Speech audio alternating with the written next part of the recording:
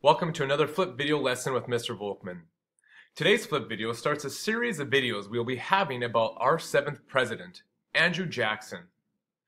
Don't forget, before I get started, that this video is meant for educational purposes, and as such, when you're watching the video, please make sure you pause and rewind if there are certain aspects that you don't fully understand. Remember to be jotting down some notes using the outline I handed out in class or in your notebook. Let's begin. First off, let's talk about Andrew Jackson as an adolescent. He was born in 1767 to Scot-Irish immigrants. His father unfortunately died 3 weeks before his birth. So already he had all of his growing up years with one mother, a single mother, in a frontier type life. Very difficult. He was born close to the North and South Carolina border. He grew up poor in this wilderness, as I mentioned before. At the age of 13, he joined the local militia and was a patriot courier in the Revolutionary War. In fact, his older brother, Hugh, died in a 1779 battle. In 1781, Robert, another brother, and Andrew Jackson were both captured by the British. Their mother somehow was able to arrange for a prisoner exchange to free both Andrew and Robert. However, Robert died a few days after the exchange, and sadly, Andrew's mother died herself shortly after this from cholera.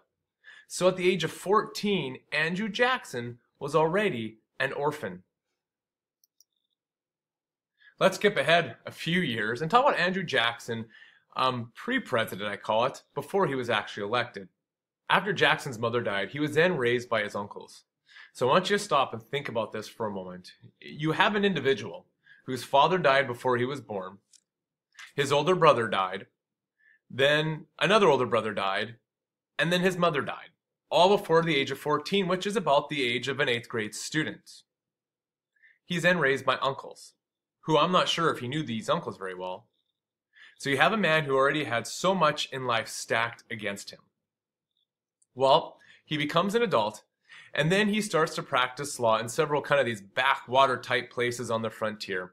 He also worked in some general stores too. So far, we're not seeing a lot of promise in Mr. Jackson, are we? At the age of 21, he became the prosecuting attorney in the Western District of North Carolina. So he was a person in courts who tried to get guilty people sent to prison. So in 1788, he moved to Nashville. He also traveled to several frontier forts as well during his time as a prosecuting attorney. During this time as well, he became wealthy through his land owning. He even used money from private practice too in this. In 1796, he was part of a group that created Tennessee's Constitution as it became part of our country. He was also elected to be the first representative in the House of Representatives for Tennessee. The following year, he was elected senator for Tennessee. He served only for 8 months because, well, he was losing money and going bankrupt, so he had to resign that Senate post.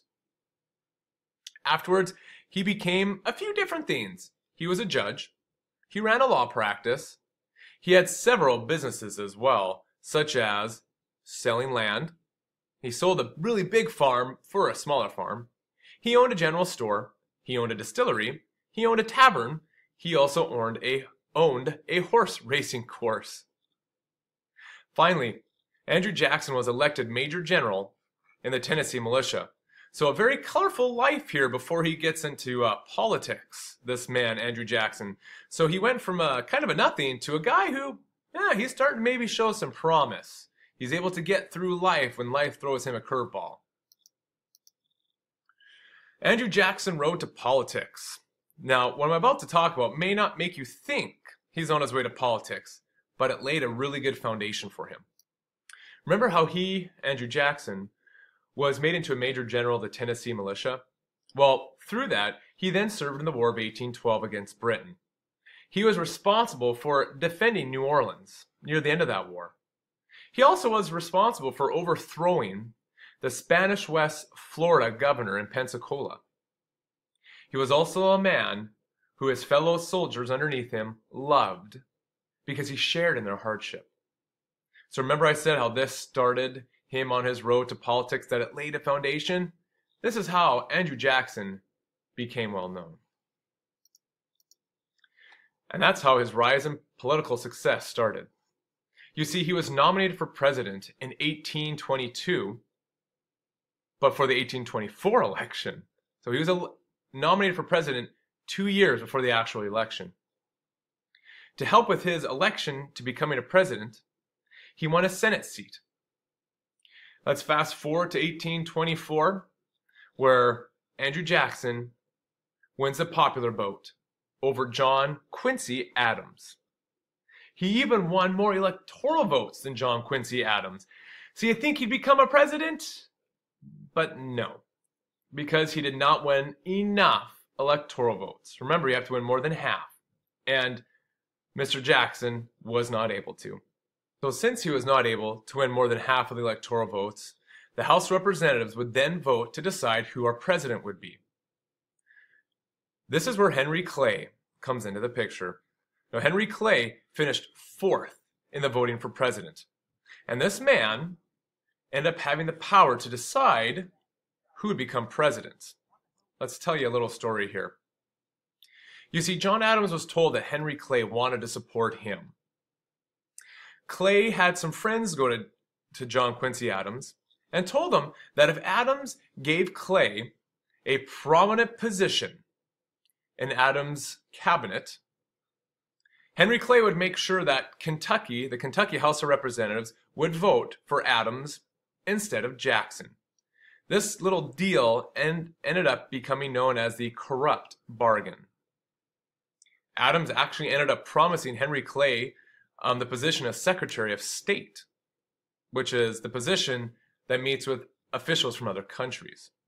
So because of this corrupt bargain, in the end, Adams won 13 votes from the House, Jackson won 7, Crawford, another man who originally ran in the 1824 election, had 4. So Andrew Jackson, who had a stranglehold on all parts of the election, but just didn't have enough electoral votes, ended up losing because of this corrupt bargain, or so it was called. The last slide, as you can see, is titled Andrew Jackson, President Finally. In 1825, Andrew Jackson was nominated for president again for the 1828 election this time. Now, during the run-up to the 1828 election, there was a lot of insults being thrown between Andrew Jackson and President Adams. And it got pretty slanderous and pretty dirty, and you'll read about it in the textbook. Let's just say it wasn't for the faint of heart. The final tally of the election was thus. Andrew Jackson won 642,000 votes roughly to John Adams' 508,000 votes.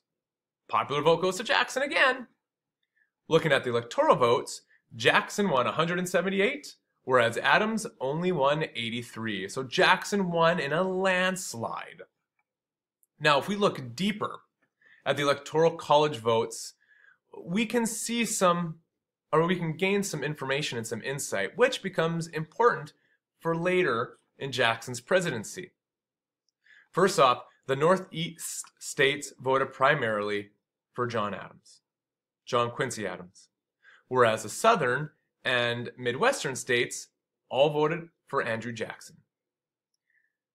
Andrew Jackson, we can say, was the first modern president because he felt that he represented the majority of the people. And I'm going to make this map even bigger so you can see for sure that, yeah, Jackson kind of represented everyone. Thank you for watching this flip video. On Edmodo will be the questions for you to answer. Thank you, and see you tomorrow in class.